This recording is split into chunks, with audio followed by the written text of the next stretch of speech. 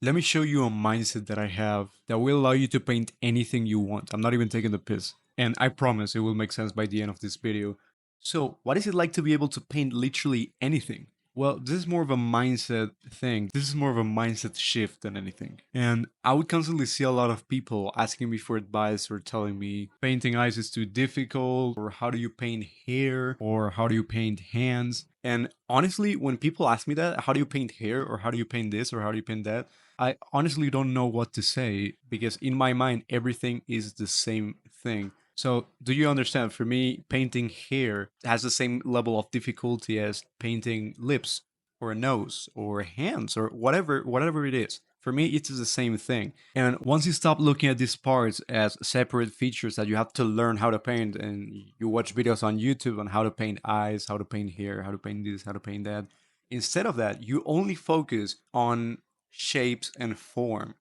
And this is not a magic trick. I'm aware it doesn't sound very exciting for me to tell you, oh, focus on shape and form, and then you will become a better painter. But it absolutely works. And in this video, I'm going to elaborate on how it works, and I'm going to give you some exercises that you can do to practice this as well.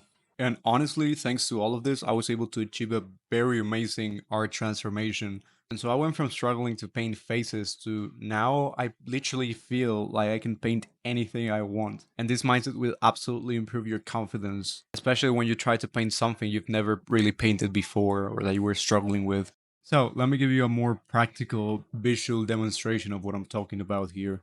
I'm going to very quickly make a study of this photo just to show you the two ways in which you can approach painting and show you which one gets you the best results. So here I'm making a little sketch before starting to add more values, and I want you to pay attention to the way I'm sketching the facial features. So as you can see here, I'm trying to draw the facial features. I'm trying to sketch them and trying to draw the face in hopes that it resembles the reference. And here I'm using my knowledge from all of those videos on how to draw eyes, how to draw a nose, how to draw a face. And I'm also trying to draw the little details so I can get closer to it looking like the reference. And you can see that even though I try to make it accurate and detailed, it's not looking all that great. It's not looking a lot like the reference, and it doesn't look simple. It's not very easy to look at. So, what is the alternative? What is the second approach like? Is it better? Is it worse? Let's find out. So, here I'm sketching again this photo, but instead of using lines, instead of trying to make the sketch detailed and trying to resemble the features by adding the little tiny details on the eyes and the nose and stuff, I'm just simplifying everything. So everything is just shapes. I'm no longer drawing eyes, I'm no longer drawing nose or lips or anything. I'm just drawing shapes. Actually, I'm not even drawing shapes, I'm painting shapes because this is no longer drawing, this is painting now. Hopefully, this visual representation will make it easier for you to grasp this concept.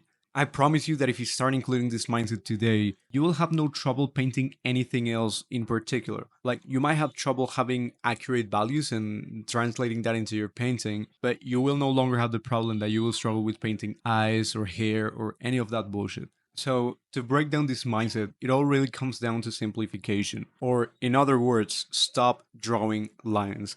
When you're painting, stop drawing lines. Even if you're sketching, even if you're doing the under sketch or the under painting, don't do lines. You don't have to draw. Just paint. We're painting, so we're gonna be using shapes, big shapes instead of lines. And I'm telling you, it's almost disgusting how much this improves your paintings. To give you another example, this is a sketch by one of the clients I'm coaching in my community, which, by the way, is in the top link in the description if you want to check it out. And as soon as I saw his sketch, I thought to myself, this is such an easy fix because he was kind of telling me that the study didn't resemble the reference too much, and he was using this method of drawing lines. So, what I did a little paint over, and I sort of replaced the lines with shapes, which, if you look closely, like for example, if you look at the eyes, they don't look like eyes. They are just a weird random shape. Or if you look at the nose, it doesn't look like a nose at all. It just looks like a random shape. Or if you look at the lips, it's not a lip. It's not actually lips. It's just a random shape. Everything is just a random shape.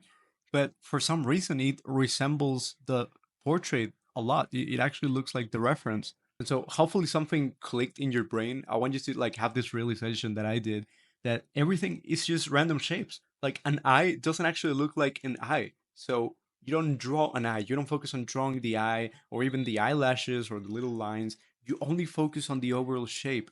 What I focus on is just blocking the most dramatic shapes or the most obvious looking shapes. And you can easily identify the shapes by squinting your eyes. So when you squint your eyes and you look at the reference, you can tell now why I did the decisions that I did. Because the darkest shapes, like the eyes or the nose, also have this random shape which I focus on replicating. That's why it looks more accurate now. And so a few mindset tips that I can give you on this is to, whenever you're painting, either just make the reference super small whenever you're painting so you can't really see the details and you only focus on the big shapes. Or just imagine in your brain that the person you're painting, for example, if you're painting a person, is just too far away and you don't really know what the details are. So it's like, oh yeah, if this person was far away, I would probably say this shape. Yeah, I would probably say this shape because there's not too much detail. So I have to like average the shape of shadow in this case. A big random shape that this is also the case. It doesn't make sense. Like the shape itself doesn't make sense as a nose or as an eye. But when it's everything is put together, the combination of everything because of the context will make everything super accurate for some reason. So this is why it's so easy to trust the process and to paint anything when you have this focus in mind. And so my client here was actually able to implement this into his study. And he even rendered it. You can see how it looks a lot more simplified now, but it also looks a lot more realistic and a lot easier to look at because the shapes are big and simple. So this mindset that I just gave you is very good to simplify the process of painting, especially the beginning stage, and to also have a more solid foundation so it's less likely that you will mess up. Now, what about rendering? What about adding more value, adding more detail, and actually making something finished? Well, you are in luck because I actually have another mindset for that, which is just to imagine everything as if it was a sphere. So let me explain. Imagine you're rendering a face. Instead of actually rendering the eyes or rendering the forehead, you're just rendering spheres. For example, if you look at this photo and you look at the nose, you can kind of see how the nose looks like a sphere, or you could probably see the resemblance, right? You can think, oh yeah, the nose probably looks a little like a sphere. And if you look at the eyes, for example, the eyes are literally a sphere, like that is the most obvious one. But if you look at the forehead, for example, it can also be a sphere. Or the cheekbones, for example, the cheeks can also be a sphere. Because if you look at the forehead, for example, it kind of reflects the light similarly to a sphere, or probably not a sphere, but more like a cylinder. But just for simplifying things, let's just say a sphere. Let's just say everything is just a sphere or a cylinder. So now you don't have to worry about learning to paint eyes or learning to render eyes, but you have to worry about learning to render spheres instead. Like, do you understand? Like, it's not that complicated. If you know how to paint, how to render spheres, you know how to render a nose. Because, the main shape of the nose is almost like a sphere, and then it has like two little spheres on the side, and it's just like shaped in a slightly different way. Maybe it's a little bit more cylindrical, but that's just something that your brain understands. Like, if you approach everything with the mindset of, this is a sphere, your brain will understand that, and you only focus on the way it's reflecting the light. It's gonna be 100 times easier to paint the thing that you're struggling to paint. By the way, if you got to this point of the video and the information that I gave you here was useful, you might want to consider joining my paid community where I literally grab you by the hand and I tell you what steps to follow to have an art transformation just like I did. So it's just as simple as you tell me what you want to draw, then I give you feedback on your art, and then I tell you what to do for you to get to the point that you want. You also have a bunch of video classes, you get to talk to the people in the community, and you also have private video calls with me once a week. So if you're interested in that, check the link in the description.